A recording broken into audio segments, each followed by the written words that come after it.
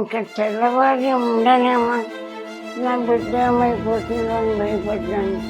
ఆయనే 1,00,000 కట్టేసి మెంబర్షిప్ చేయించారు. చిరంజీవి గారే కట్టారు. 300 సినిమాలు, 200కు పైగా అవార్డులు, దశాబ్దాల పాటు తన కామెడీతో కోట్లాది మందిని నవ్వించిన ఒక మహానటి జీవితం చివరికి ఉస్మానియా హాస్పిటల్లోని మార్చురీలో దిక్కులేని శవంలా మిగిలిపోతుందని ఎవరైనా ఊహించారా? రంగుల ప్రపంచం వెనుక దాగున్న అత్యంత భయంకరమైన ఈ చేదు నిజానికి నిలువెత్తు రూపం పావలా శ్యామల గారు. వెండితెరపై ఆమె కనిపించినంతసేపు హుషారుగా నవ్వుకున్నవాళ్లు ఆమె నిజ జీవితంలో పడిన కష్టాలు, ఆకలి కేకలు, అర్ధరాత్రి నడిరోడ్డుపై ఎదుర్కొన్న అవమానాలు తెలిస్తే కన్నీళ్లాపుకోలేరు.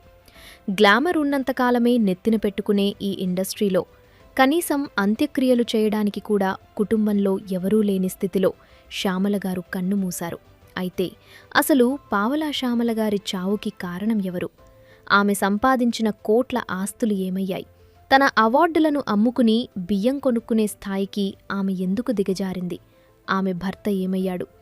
పావలా శ్యామలగారికి చిరంజీవి చేసిన సాయమేంటి అనే విషయాలను ఈ వీడియోలో తెలుసుకుందాం. పావలా శ్యామల నటించిన సినిమాల్లో మీ ఫేవరెట్ క్యారెక్టర్ ఏదో కామెంట్ చేసి వీడియోని చివరి వరకు చూడండి.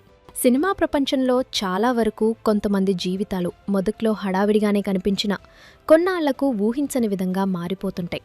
ఎంతోమంది టాలెంటెడ్ నటీనటులు చివరి రోజుల్లో కూడా దీన పరిస్థితుల్లో జీవిస్తున్నారు. అందులో పావలా శ్యామల గారు ఒకరు. 1951లో ఆంధ్రప్రదేశ్లోని గుంటూరు జిల్లా అమరావతిలో జన్మించిన శ్యామలగారి అసలు పేరు నేతి శ్యామల. ఆమె జీవితం మొదటి నుంచి ఒక నిరంతర పోరాటమే. ఒక బ్రాహ్మణ కుటుంబంలో పుట్టిన ఆమె చిన్నప్పుడే తల్లిని కోల్పోయారు. అలాగే కేవలం 13 ఏళ్ల వయసులోనే ఆమెకు వివాహం జరగడం, తన కుమార్తె పుట్టిన కొద్ది కాలానికే భర్తను కోల్పోవడం ఆమె జీవితంలో రెండవ పెద్ద దెబ్బ. దాంతో 2 పసిపిల్లలను పోషించడానికి వేరే దారి లేక ఆమె నాటక రంగాన్ని ఎంచుకున్నారు. అప్పట్లో నాటకాల్లో నటిస్తే బంధువులందరూ ఆమెను వాళ్ల ఇళ్లలోకి రాకుండా వెలివేసేవారట. భర్తలేని ఆవిడకు పూట గడవడానికి సాయం చేయని చుట్టాలకు ఆమె నటిస్తే మాత్రం పరువు పోతుందట. ఎంతటి విడ్డూరమో కదా ఈ సమాజం. ఇక ఆమె పేరు వెనుక ఉన్న పావలా అనే పేరు ఎలా వచ్చిందో తెలుసా? అది ఆమె ఇంటి పేరు కాదు. గణేష్ పాత్రో గారు రాసిన పావలా అనే నాటకంలో ఆమె ఒక అద్భుతమైన పాత్రను పోషించారు. ఆమె నటనకు జనాలు ఎంతగా ఫిదా అయిపోయారంటే ఆమెనందరూ పావలా శ్యామల అని పిలవటం మొదలుపెట్టారు. అలా ఆ పేరు ఆమె కెరీర్ మొత్తం ఆమెతోనే ఉండిపోయింది. ఆ ఒక్క నాటకానికే ఆమెకు దాదాపు 200 అవార్డులు వచ్చాయి. కానీ ఇక్కడ ఒక గుండెకోత మిగిల్చే నిజముంది. ఆ 200 అవార్డులందుకున్న ఆవిడ పరిస్థితి చివరికి ఎలా మారిందంటే ఆ అవార్డులన్నీ ఆఖరికి ఇంటి అద్దె కట్టడానికి, తిండి గింజల కోసం అమ్ముకోవాల్సి వచ్చింది. మన దేశంలో కళాకారులకు ఇచ్చే షీల్డులు, మెడలో వేసే దండలు వారి ఆకలిని తీర్చలేవు అని చెప్పడానికి ఇదొక చేదు ఉదాహరణ. తన బ్రతుకు కూడా చివరికి పావలా స్థాయికి వచ్చేస్తుందని తాను ఎప్పుడూ ఊహించలేదని ఆమె ఎన్నో ఇంటర్వ్యూలో కన్నీరు పెట్టుకున్నారు. నాటకాల్లో సుమారు 30 ఏళ్లపాటు కొనసాగిన ఆమె ఆ తర్వాత 1924లో జంధ్యాలగారి దర్శకత్వంలో వచ్చిన బాబాయ్ అబ్బాయి సినిమాతో సినీ రంగ ప్రవేశం చేశారు. ఆ తర్వాత కె. విశ్వనాథ్ గారి సస్వర్ణ కమలం సినిమాతో మంచి గుర్తింపు తెచ్చుకున్నారు. ఇక ఆ తర్వాత కర్తవ్యం, ఇంద్ర, ఖడ్గం, ఆంధ్రవాల, వర్షం, గోలీమార్ వంటి దాదాపు 300 సినిమాల్లో ఆమె తనదైన శైలిలో హాస్యాన్ని, భావోద్వేగాలను పండించారు. 2019లో వచ్చిన మత్తు వదలరా సినిమా ఆమె చివరి ముఖ్యమైన చిత్రంగా నిలిచింది. కానీ సినిమా ఇండస్ట్రీలో ఒక చేదు నిజం ఎప్పుడూ ఉంటుంది. ఇక్కడ హీరోలు రెమ్యునరేషన్లుగా కోట్లు తీసుకుంటే సైడ్ యాక్టర్లకు ఇచ్చేది కేవలం వేలల్లోనే ఉంటుంది. ఆమె చేసినవన్నీ చిన్న చిన్న పాత్రలే కావడం వల్ల గ్లామర్ లేని పాత్రలకు ఇక్కడ పెద్దగా డిమాండ్ ఉండదు. షూటింగ్ ఉన్నప్పుడు మాత్రమే డబ్బులు వస్తాయి, లేకపోతే పస్తులుండాల్సిందే, తులు ఉండాల్సిందే. ఆమె సంపాదించిన కొద్దిపాటి సొమ్మంతా తన కూతురు మాధవి చికిత్సకే సరిపోయింది. చిన్నప్పుడు మేడ మీద నుండి పడిపోవటం వల్ల మాధవికి తలలో నరం చిట్లిపోయి జ్ఞాపక శక్తి దెబ్బతిన్నది. దాంతో అప్పటినుండి ఆమె పూర్తిగా మంచానికే పరిమితమైంది. ఆ కూతుర్ని కాపాడుకోవటానికి శ్యామల గారు వైజాగ్లో ఉన్న తన ఒక్క ఇంటిని కూడా అమ్మేసుకున్నారు. అలా 70 ఏళ్ల వయసులో కూడా ఈ తల్లి తనకున్న అనారోగ్యాన్ని మర్చిపోయి మంచం మీద ఉన్న కూతురి కోసం నిరంతరం శ్రమిస్తూనే ఉన్నారు. ఇక 3 ఏళ్ల క్రితం ఆమె కూతురు కిందపడి కాలు విరిగిపోవటంతో కాలికి ఐరన్ రాడ్లు వేశారు.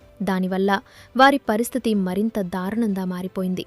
ఇక పావలా శ్యామల ఆరోగ్యం విషయానికొస్తే వయసు మీద పడటంతో పాటు కూతురి పరిస్థితి చూసి ఆమె మానసికంగా చాలా కుంగిపోయారు. ఆమెకు గుండెలో రంధ్రాలు ఉన్నాయని, ఆపరేషన్కు డబ్బులు లేక మందులతోనే కాలం వెళ్లదీస్తున్నానని ఆమె ఎన్నోసార్లు ఆవేదన చెందారు.